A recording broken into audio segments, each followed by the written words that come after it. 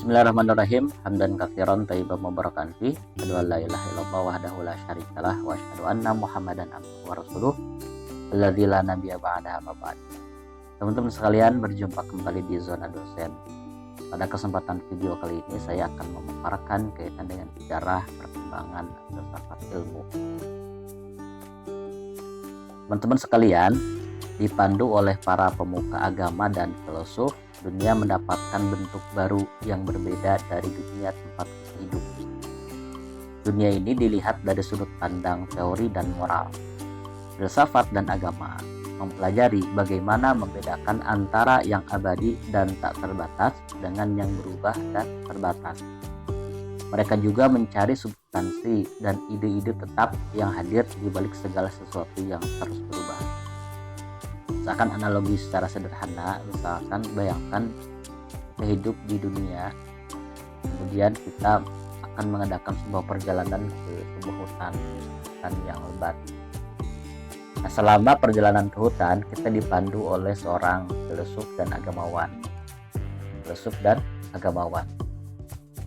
Nah, dalam proses perjalanan ke hutan, para filsuf dan agamawan memandu kita sambil memberikan pencerahan akan apa saja yang dilihat. Yang dilihat itu ada yang terbatas dan berubah, ada yang tidak terbatas dan abadi. Lalu kemudian para agamawan dan para filsuf memberikan nasihat, memberikan pencerahan kepada manusia akan pentingnya sebuah kebijaksanaan. Apa esensi dari sesuatu yang dilihat begitu? Nah, mitos-mitos yang dianggap sewenang-wenang dibongkar dan dunia pun terbagi menjadi dua, ada fenomena luar dan esensi. Contohnya, gagasan Plato tentang dunia ideal dan abadi di balik dunia yang kita lihat, serta konsep zahir dan batin Al-Ghazali. Kontemplasi filosofis yang sebelumnya hanya dipahami sebagai cara hidup religius untuk membersihkan jiwa, ini dianggap sebagai cara untuk membebaskan manusia dari ancaman mitos.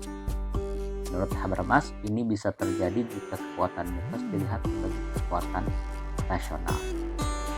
Jadi paradigma bergeser yang tadinya mitos menghegemoni karena perkembangan zaman dan panduan atau hadirnya para pemuka agama dan para filosof, kemudian bergeser dari mitos ke logos, dari yang tadinya hanya sebatas mitos menjadi suatu ilmuwan, sehingga kontemplasi filosofis yang sebelumnya hanya dipahami sebagai cara hidup religius untuk membersihkan jiwa, ini dianggap sebagai cara untuk membebaskan manusia dari ancaman mitos yang tidak berdasar. Nah, Habermas memiliki pandangan yang agak berbeda dengan para ahli filsafat lainnya dalam menggambarkan peran agama dan filsafat saat transisi dari mitos ke logos. Dari perspektif psikohistoris, dia melihat transisi ini terjadi bersamaan dengan munculnya agama-agama dunia dan para nabi besar. Menurutnya, perkembangan ini bukan hanya tentang pergeseran cara berpikir dari mitos ke logos, tetapi juga melibatkan perubahan mendalam dalam kesadaran manusia yang terjadi seiring dengan bangkitnya keyakinan religius besar, seiring dengan munculnya dan tersebarnya agama-agama. Jadi menurut Habermas, bukan hanya sebatas transisi dari mitos ke logos, tapi ini sebagai momentum berkembangnya suatu kesadaran religius seiring berkembangnya ajaran-ajaran agama dan para nabinya. Nah, Habermas melihat transisi dari mitos ke logos dari sudut pandang psikohistoris sebagai periode di mana manusia mengalami perubahan mendalam dalam kesadaran mereka seiring dengan munculnya agama-agama dan nabi besar mereka. Ini bukan hanya tentang pergeseran cara berpikir mitos ke logos, tetapi juga melibatkan perubahan yang lebih dalam keyakinan religius dan kesadaran manusia. Habermas juga meyakini bahwa agama-agama dan para nabi besar memainkan peran penting dalam mengarahkan manusia menuju pemikiran yang lebih rasional dan reflektif. Meskipun agama-agama ini awalnya mungkin memiliki unsur mitos, mereka juga membawa pesan-pesan moral, etika, dan kebijaksanaan yang membantu manusia untuk memahami dunia dengan cara yang lebih ilmiah dan reflektif. Jadi proses pergeseran mitos menurut Habermas ini merupakan salah satu kontribusi besar dari para nabi besar dan para pemuka agama seiring sebarnya agama-agama. Dengan demikian, Habermas melihat bahwa perkembangan agama-agama dunia dan munculnya para nabi besar tidak hanya mencerminkan pergeseran dalam cara berpikir manusia dari mitos ke logos, tetapi juga menyertakan evolusi dalam kesadaran manusia dan keyakinan-keyakinan religius yang mengarah pada pemahaman yang lebih dalam tentang diri mereka sendiri dan dunia sekitar. Sehingga cara pandang mereka berubah seiring berkembangnya agama-agama, begitu menurut Habermas. Dari sudut pandang ini, Socrates dapat disamakan posisinya dengan tokoh sentral atau pemuka agama ini menurut Habermas. Setelah melepaskan diri dari mitos, agama-agama tersebut mencapai dimensi eksistensial dan moral, sedangkan filsafat mencapai dimensi kognitif. Pada kedua sisi ini muncul kerangka konseptual yang memungkinkan akal manusia berpikir dari sudut pandang transenden. Dalam arti setelah kemudian mitos tenggelam seiring dengan cara pandang manusia berubah dan lebih rasional, maka di sana agama mulai eksis dan filsafat mencapai dimensi kognitif. Bagaimana filsafat dipelajari sebagai suatu rumpun keilmuan. Misalkan dalam analogi sederhana, untuk memahami bagaimana filsafat dan agama berkembang setelah terbebas dari mitos, kita bisa menggunakan analogi sederhana. Bayangkan misalkan bahwa manusia hidup dalam sebuah ruangan gelap yang dipenuhi oleh bayangan menakutkan. Sebut saja misalkan itu mitos. Mereka takut pada bayangan-bayangan ini karena tidak tahu apa yang sebenarnya terjadi. Kemudian beberapa orang, sebut saja misalkan para nabi, para tokoh, para filsuf misalkan, datang dengan membawa lilin, dengan membawa cahaya. Sebut saja cahaya itu sudut pandang agama dan filsafat yang mampu mengusir kegelapan. Nah, setelah ruangan mulai terang, kemudian mereka bisa melihat dengan jelas bahwa bayangan-bayangan itu ternyata hanyalah pantulan benda-benda biasa. Dengan cahaya lilin, agama begitu membantu orang memahami nilai-nilai hidup dan moral. Ini berkaitan dengan dimensi eksistensial. Sedangkan filsafat membantu mereka memahami bagaimana dunia ini bekerja secara logis dan rasional. Ini dimensi kognitif. Nah, cahaya lilin ini memungkinkan manusia melihat dunia dari sudut pandang yang lebih tinggi dan lebih jelas, lebih transenden. Membantu mereka mengatasi ketakutan dan kebingungan yang disebabkan oleh bayangan-bayangan sebelumnya. Dengan kata lain, satu sisi berada dalam dunia, sementara sisi lainnya berada di luar dunia. Pandangan ini membuat para agamawan dan para filsuf mampu melihat dunia dari jarak yang belum pernah ada. Di antara agama dan filsafat ini kemudian memainkan peran masing-masing. Kalau agama itu lebih kepada bagaimana membantu manusia memahami nilai-nilai hidup dan bagaimana mengedepankan moral, sementara filsafat itu membimbing manusia untuk bekerja berpikir secara logis dan rasional, yang ini menekankan kognitif. Setelah filsafat, sains dan agama menggantikan kekuatan mitos dengan aturan universal, akal manusia dengan kemampuan berpikir abstraknya semakin terobsesi untuk mengungkap dan menguasai alam. Ini membuat manusia mencari prinsip universal dari hal-hal khusus, yang permanen dari yang sementara, yang abadi dari yang fana, dan seterusnya. Namun, keinginan yang sama ini justru menimbulkan perselisihan, karena agama berdasarkan wahyu, sementara filsafat bersandar pada rasio.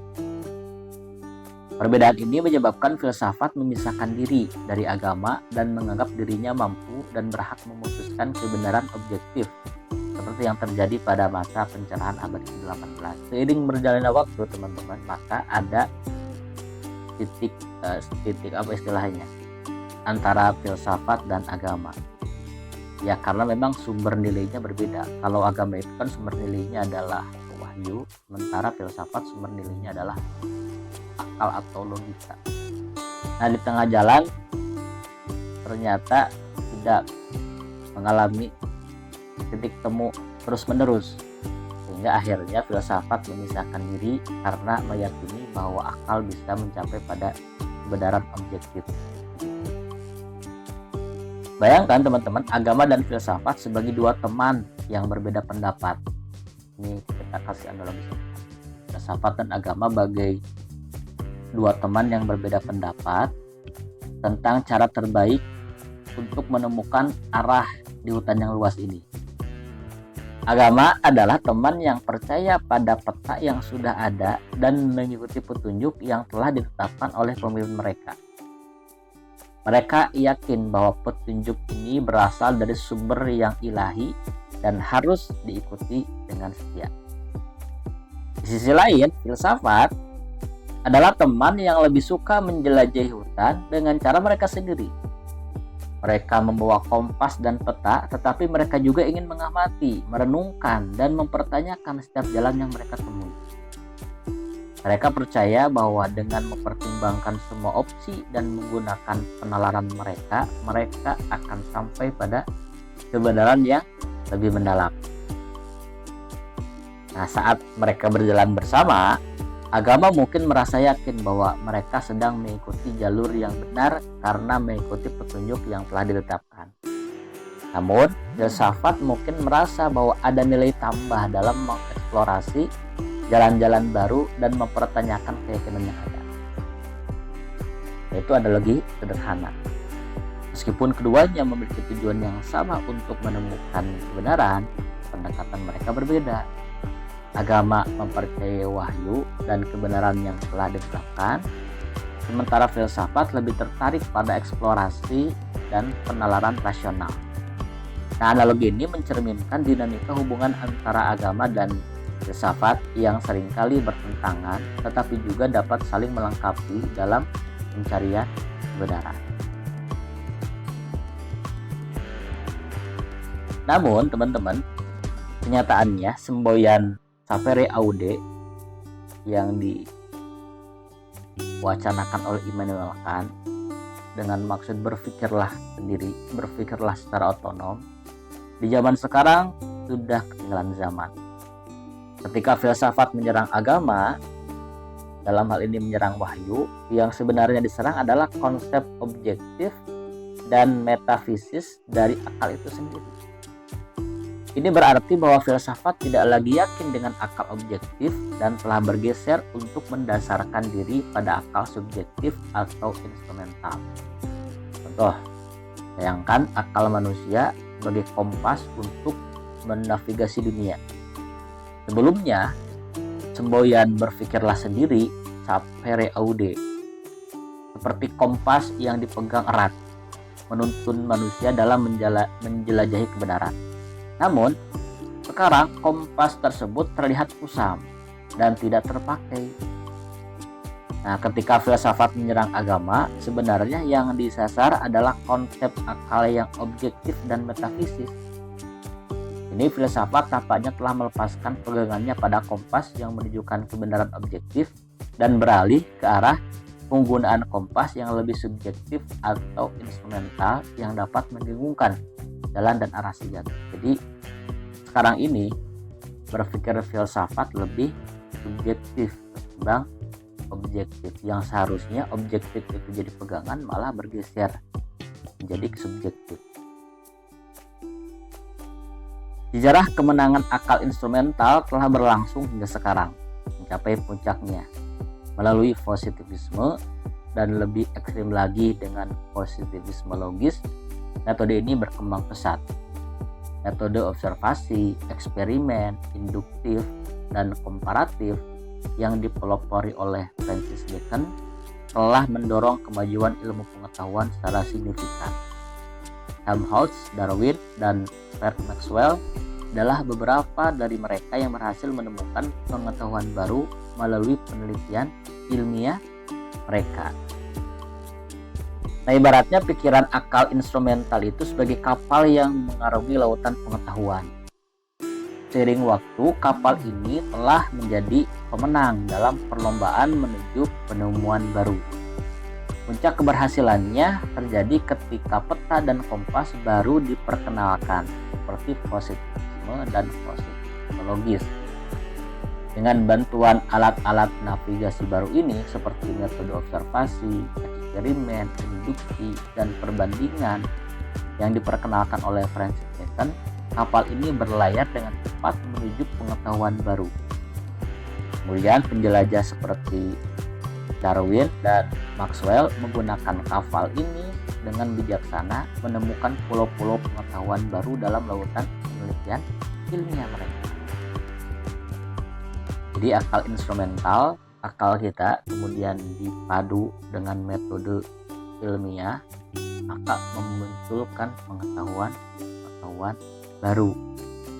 Apalagi memiliki peta dan kompas dengan nama positivisme dan positivisme logis. Semua ini menunjukkan bahwa di dunia barat mereka telah berhasil memasuki era pengetahuan yang tak terbatas.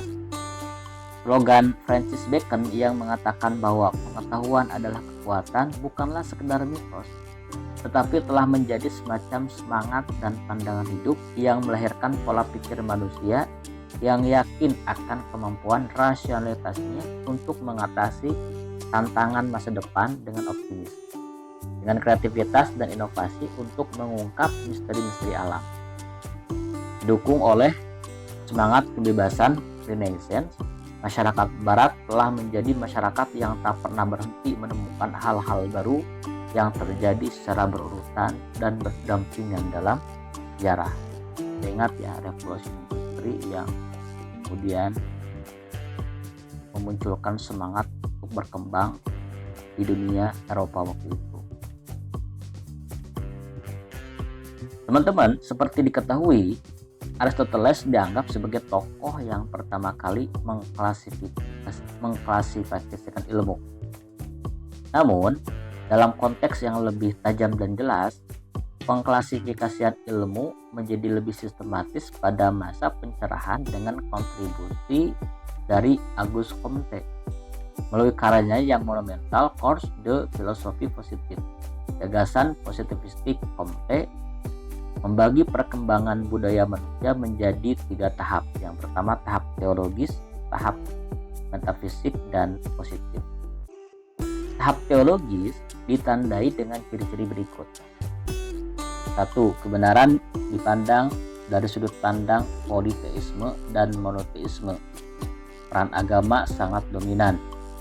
Teologi mengendalikan persepsi tentang kebenaran bersifat khayali.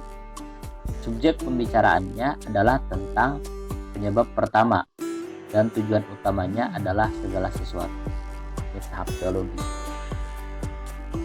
Yang kedua ada tahap metafisik. Kebenaran dipahami secara rasional. Filsafat mendominasi. Peran filsuf meningkat. Persepsi tentang kebenaran bersifat abstrak. Subjek pembicaraan bersifat universal, abadi, dan tidak tergantung pada kodrat. Sementara pada tahap ketiga, pada tahap positif, kebenaran didasarkan pada pengetahuan yang diperoleh melalui akal. Ilmu pengetahuan alam mendominasi.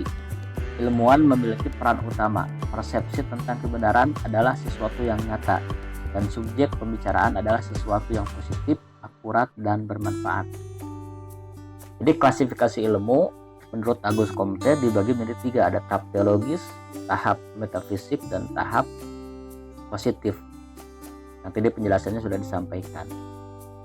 Nah, pikiran tentang 3 tahap evolusi dalam mencari kebenaran sebagai 3 jenis perjalanan yang berbeda.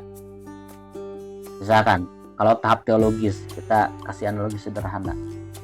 Misalkan dalam sebuah perjalanan, bayangkan sebuah perjalanan ini sebagai petualangan di dunia mitos dan keyakinan agama. Dibayangkan perjalanan ini sebagai petualangan di dunia mitos dan dunia keyakinan agama. Di sini kebenaran dianggap sebagai cerita tentang dewa-dewa dan Tuhan tunggal, di mana agama memiliki kendali penuh. Fokus utamanya adalah pada pencarian tentang asal-usul segala sesuatu dan alasan di balik fenomena alam. Ini seperti menjelajahi tanah khayalan di mana semua hal memiliki makna magis. Itu tahap teologis. Tahap metafisik misalkan. Ini adalah petualangan di dunia pemikiran dan rasionalitas. Di sini kebenaran dipahami melalui logika dan pemikiran filosofis, di mana filsafat menjadi pemandu utama. Subjek pembicaraan meluas menjadi hal-hal abstrak dan universal, bukan hanya fokus pada penyebab pertama, tapi juga pada konsep yang lebih luas seperti keadilan dan kebenaran. Sementara analogi untuk tahap positif ini seperti menjelajahi dunia nyata dengan bantuan alat pengamatan dan penelitian ilmiah. Di sini kebenaran didasarkan pada fakta dan bukti yang diperoleh melalui pengamatan dan eksperimen. Ilmu pengetahuan alam mengambil kendali dengan ilmuwan menjadi pemandu utama dalam mencari kebenaran yang konkret dan bermanfaat bagi manusia. Ini adalah perjalanan yang lebih terarah dan praktis, seperti menemukan jawaban langsung dari dunia sekitar kita. Dalam semangat ajaran filsafat Agus Comte yang juga dikenal sebagai Bapak Sosiologi, sebuah ensiklopedia disusun dengan matematika sebagai dasar bagi semua cabang ilmu. Di atas matematika secara berurutan disajikan ilmu astronomi, fisika, kimia, biologi, dan fisika sosial atau sosiologi. Menunjukkan hierarki berdasarkan kompleksitas fenomena yang ditangani oleh masing-masing cabang ilmu. Nah, Comte menjelaskan bahwa meskipun ilmu kimia telah mencapai tahap positif, biologi dan fisika sosial masih dipengaruhi oleh nilai-nilai biologis dan metafisik. Klasifikasi ini masih relevan hingga hari ini. Nah, untuk mendorong pandangan bahwa masyarakat industri adalah ukuran keberhasilan modernisasi, diperlukan penguasaan ilmu dasar seperti matematika, fisika, kimia, dan biologi. Ini membutuhkan alokasi dana dan fasilitas dengan prioritas yang utama.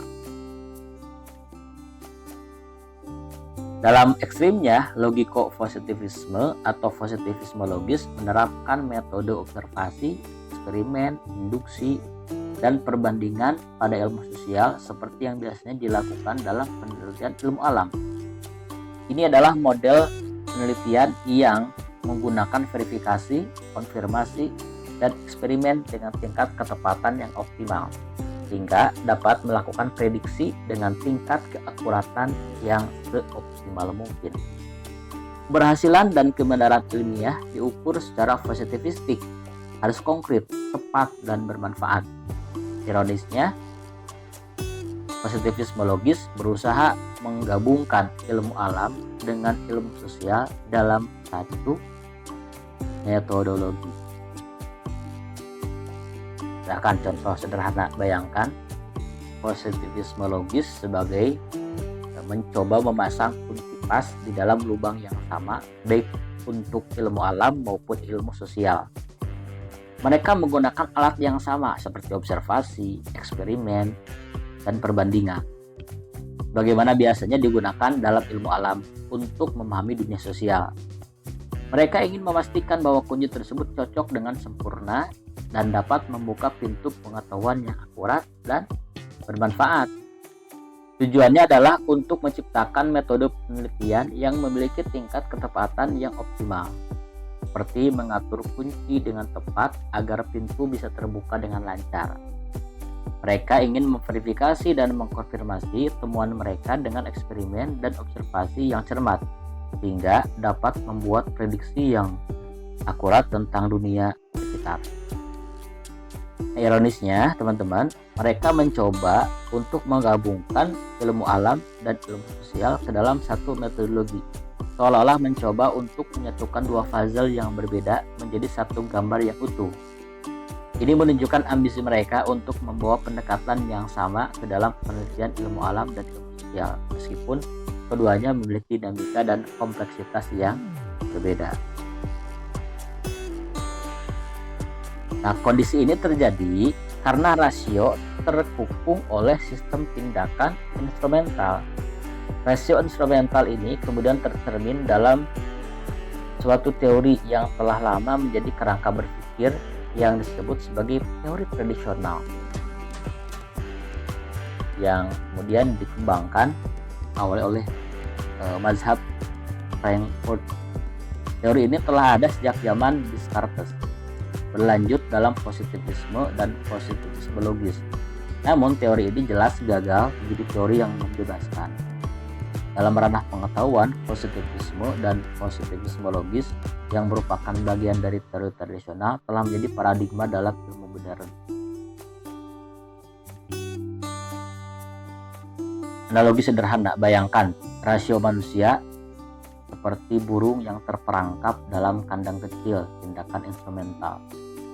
Burung ini ingin terbang bebas, tapi terkungkung oleh batasan-batasan kandang. Batasan ini tercermin dalam suatu teori yang telah ada sejak lama yang disebut dengan teori tradisional oleh mazhab Frankfurt. Teori ini seperti kandang itu sendiri, telah ada sejak zaman Descartes dan terus berlanjut melalui positivisme dan positivisme logis. Namun meskipun dianggap sebagai kerangka berpikir yang kokoh, teori ini gagal memberikan kebebasan yang dijanjikan. Sebagai akibatnya, dalam dunia pengetahuan, paradigma positivisme dan positivisme logis yang merupakan bagian dari teori tradisional telah menjadi norma baru dalam ilmu modern, membatasi kebebasan berpikir dan mengikat rasio manusia dalam kandang pemikiran yang sempit dengan teori-teori, dengan instrumentasi dan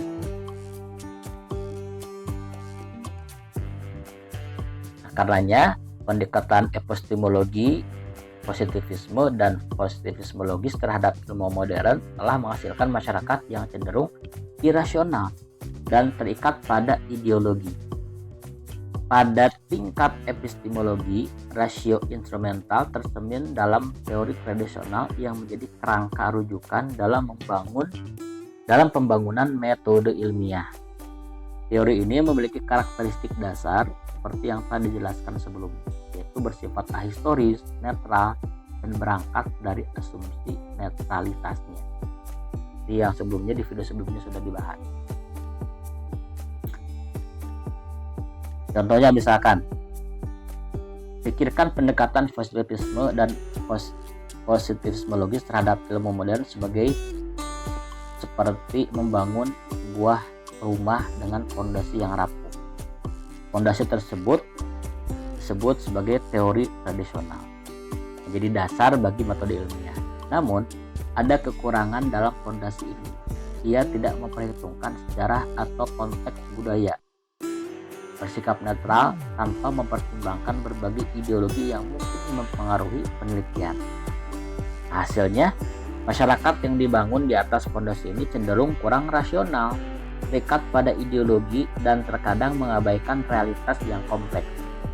Fondasi yang rapuh ini mencerminkan rasio instrumental yang memandang pengetahuan sebagai alat untuk mencapai tujuan tertentu tanpa memperhitungkan nilai-nilai atau konteks sosial yang mungkin memengaruhi interpretasi dan aplikasi ilmu pengetahuan. Ketika masyarakat dibangun di atas fondasi yang tidak stabil ini, mereka rentan terhadap ketidakpastian dan konflik karena tidak ada ruang untuk mempertimbangkan berbagai pandangan atau nilai-nilai yang mungkin berbeda. Oleh karena itu, pendekatan positivisme dan positivisme logis terhadap ilmu modern dapat menghasilkan masyarakat yang kurang terbuka dan responsif terhadap kompleksitas dunia yang sebenarnya, karena bahasanya terkungkung tadi. Dalam metode ilmiah, terdapat dua jenis logika yang umum digunakan, logika deduktif dan logika induktif. Dalam logika deduktif, penelitian dimulai dengan hukum-hukum yang telah dirumuskan, kemudian diterapkan pada fakta-fakta konkret yang ada. Ini karena hukum-hukum tersebut berdasarkan pada pengamatan empiris tentang fakta-fakta tersebut. Di sisi lain, logika induktif dimulai dengan fakta-fakta khusus, kemudian digunakan untuk merumuskan hukum-hukum yang bersifat universal. Misalkan, pikirkan logika deduktif sebagai menukik dari konsep umum ke kasus khusus. Ini seperti memulai dengan aturan yang umum yang telah ada dan kemudian mengaplikasikannya pada situasi konkret. Misalnya, jika kita tahu bahwa semua manusia adalah makhluk yang membutuhkan makanan untuk bertahan hidup, maka kita dapat menyimpulkan bahwa John, sebut saja misalkan John, sebagai manusia juga membutuhkan makanan. Sementara logika induktif adalah kebalikannya. Ini adalah proses mengamati kasus khusus untuk menarik kesimpulan yang lebih umum. Ini seperti memulai dengan fakta-fakta konkret dan kemudian mencoba untuk menemukan pola atau hukum yang mendasarinya. Misalnya, jika kita melihat bahwa semua burung yang kita amati memiliki bulu, kita mungkin menyimpulkan bahwa semua burung memiliki bulu. Dengan demikian, logika deduktif dan induktif memberikan dua pendekatan yang berbeda dalam penelitian ilmiah, di mana satu mengawali dengan prinsip umum dan mengaplikasikannya ke kasus khusus, sedangkan yang lainnya mengawali dengan kasus khusus untuk mencapai kesimpulan yang lebih umum. Menurut Husserl, teori tradisional memiliki dua landasan logika atau cara kerja yang disebutnya sebagai sistem tertutup dari profesi-profesi bagi ilmu sebagai keseluruhan. Dengan menjadi sistem tertutup ini, ilmu tidak hanya mampu menjelaskan fakta-fakta, tetapi juga mampu memanipulasi objek-objek melalui teknologi sebagai bentuk aplikasi.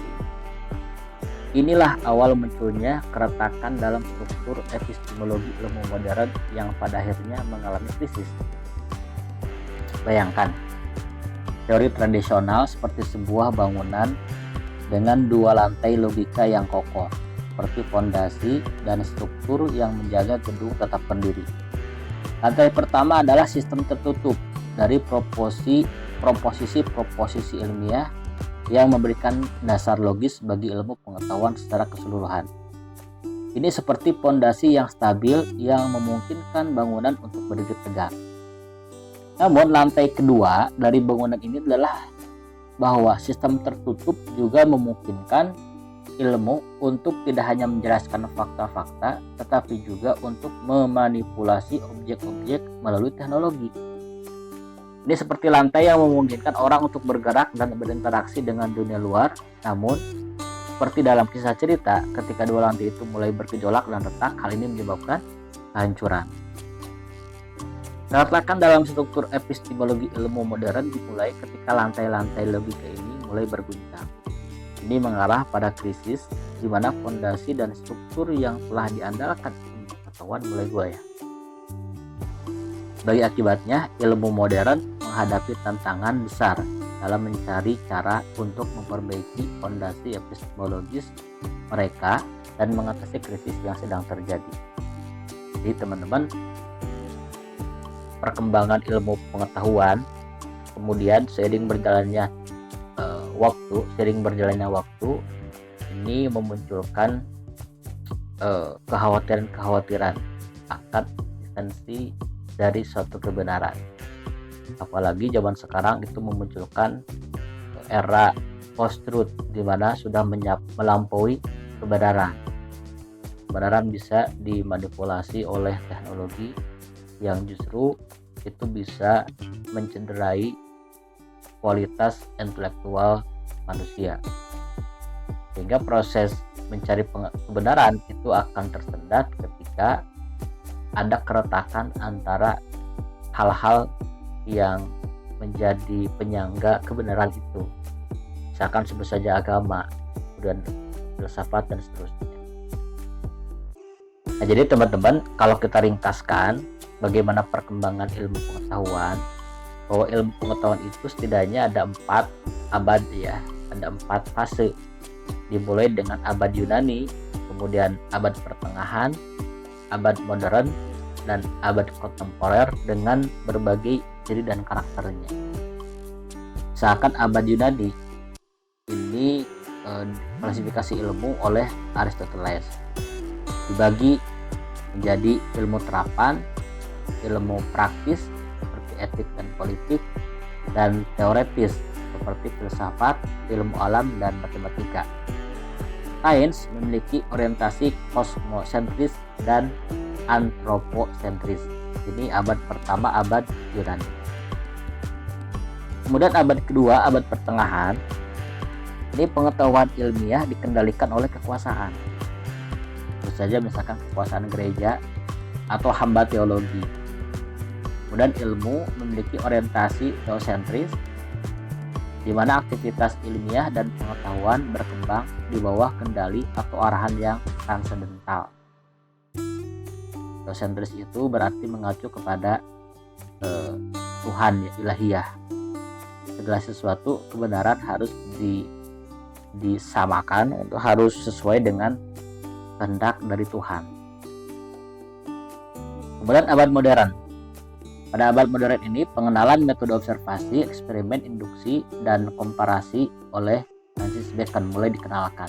Ada observasi, eksperimen, induksi, dan komparasi.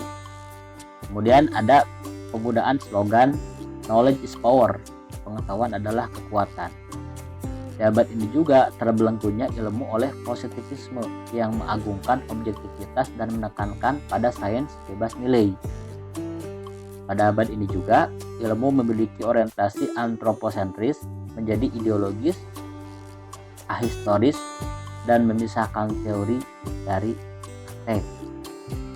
Sementara abad kontemporer, abad saat ini, karakteristik ilmu pengetahuan pertama, penggugatan terhadap metode ilmiah tradisional seperti induktif, verifikasi, dan sebagainya. Mulai ada proses gugatan-gugatan itu.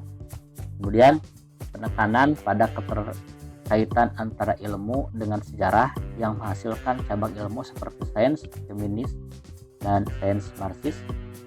Kemudian delegitimasi pengetahuan ilmiah seperti yang terjadi dalam sains postmodern, dan munculnya gagasan interkonektivitas atau hubungan kritis antar disiplin ilmu dalam bentuk dialog antar rumpun ilmuwan.